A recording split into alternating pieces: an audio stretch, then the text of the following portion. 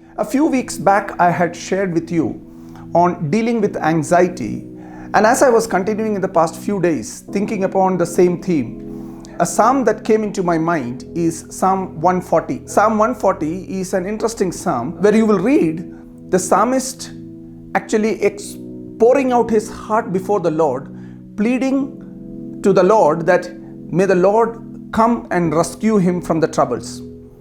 He also identifies in Psalm 140 verses 2 and 3, this is how he says, "Who devises evil things in their hearts, they continually stir up wars, they sharpen their tongues as a serpent, poison of a viper is under their lips." This is how he sees the situation that is surrounding him. It is very obvious in verse 2 and 3 that some have come up against the psalmist, and in this case it is David, who have come up accusing him of false things.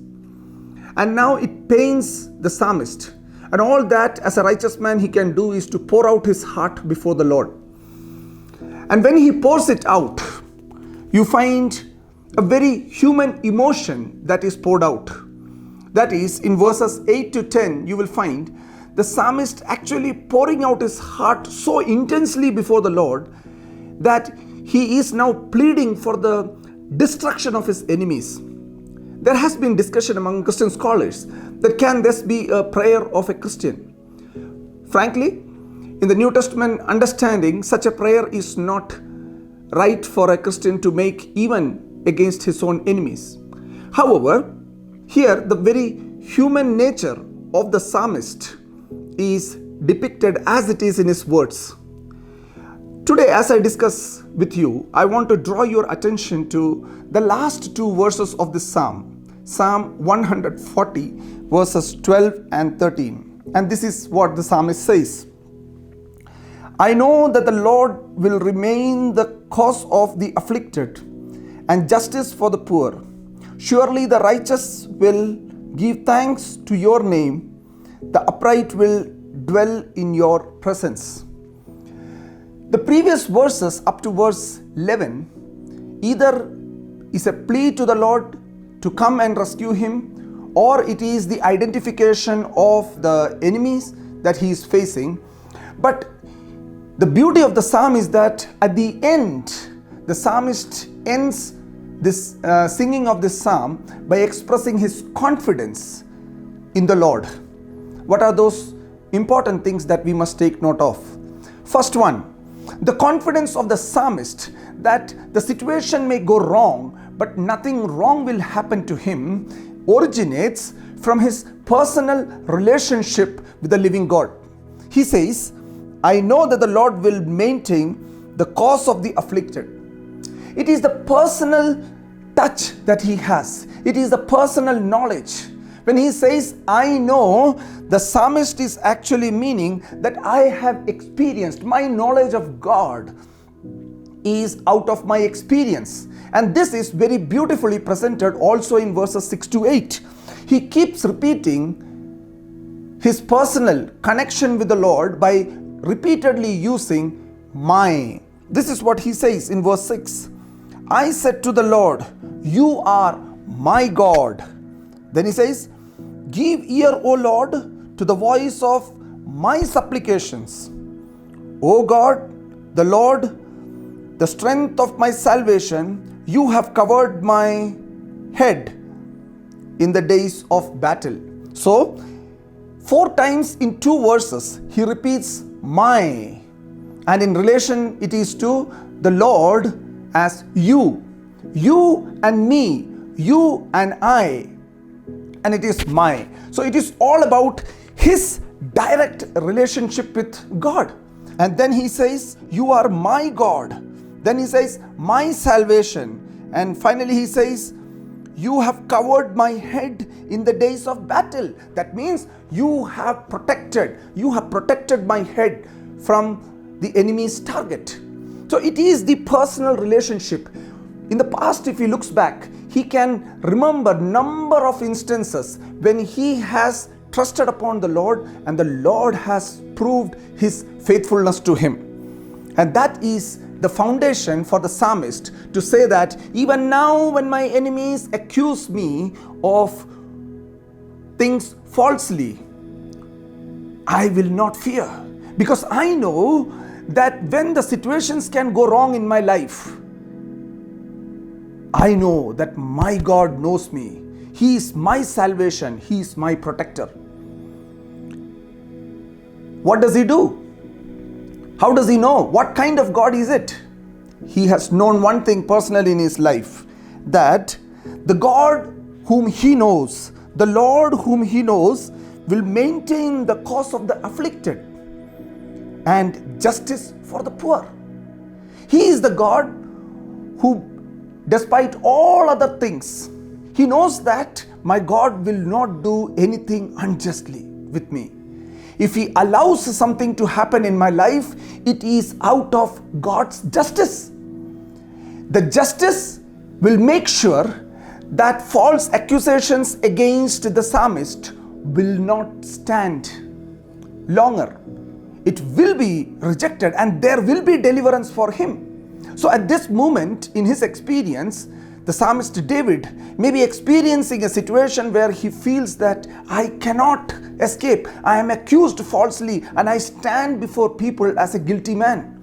For unknown reason which we do not know for what is he crying.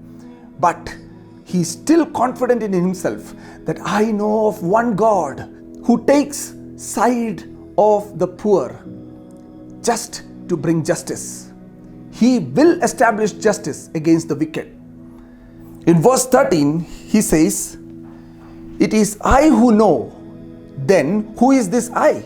He is a righteous man. He says, surely the righteous will give thanks to your name. Who is righteous, or what is righteousness?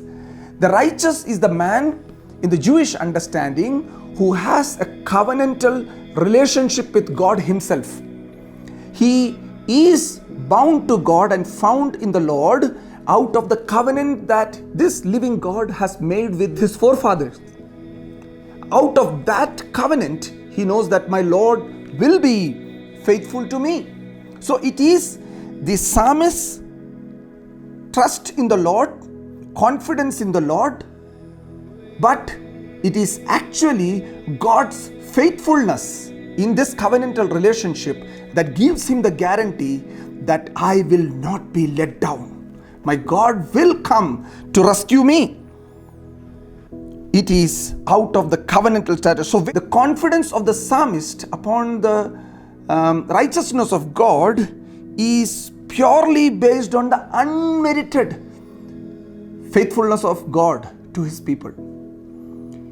He knows one thing, that he may not be just, he may not be righteous, he may not be perfect person, but he knows one thing for sure. Despite all this, his God will be faithful to him.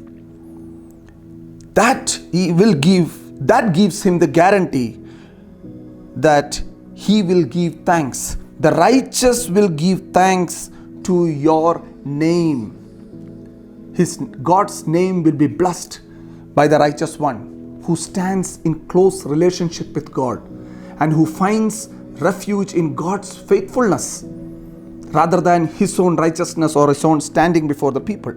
The second important thing that he speaks, the word that he says in verse 13 is, the upright will dwell in your presence. While righteous shows his status before the Lord, upright actually refers to the moral uprightness, holiness that a person maintains in his life. And when he says, I know, actually he means that I have done nothing wrong. I have maintained my holy ways in following the Lord. And out of that, God will do justice to me. I don't need to fear. I don't need to fear about the unjust accusations that are leveled against me. But if I am upright, if I walk in the right ways of the Lord, if I live in holiness and I live with complete truthfulness in my heart, the upright, I will dwell in God's presence.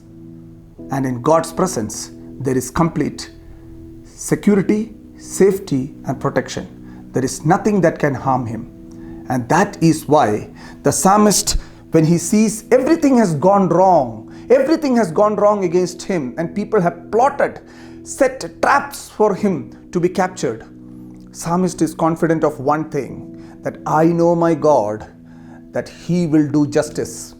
I know my God, that when wicked will rally against me, my God out of his justice will come to rescue a poor person like me. But I need to have a personal relationship with him. I must be the righteous one. Then I will have the opportunity to thank my God. And then I should be the one who will walk upright before him. Out of that uprightness, I know that I will be in his presence. Friends, you may struggle, I may struggle of so many things in our lives. There may be moments when we will feel anxious about what is going to happen, where we have done nothing wrong. We might be accused of some wrongdoing. But be confident one thing. Do you know your God personally in your life? Can you say that he is my salvation? He protects my head from all dangers. Before my enemies in the battlefield, he will protect my head. Can we say that he hears the voice of my supplication? Can you and I say he is my God? If we know him as our God, my God personally in our life, he will definitely come to us to rescue us, because he is a righteous God. In his righteousness, he will prove his faithfulness to us.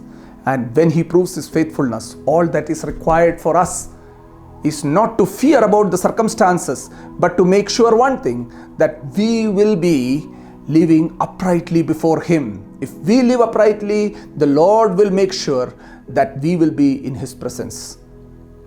May the Lord bless us through these words.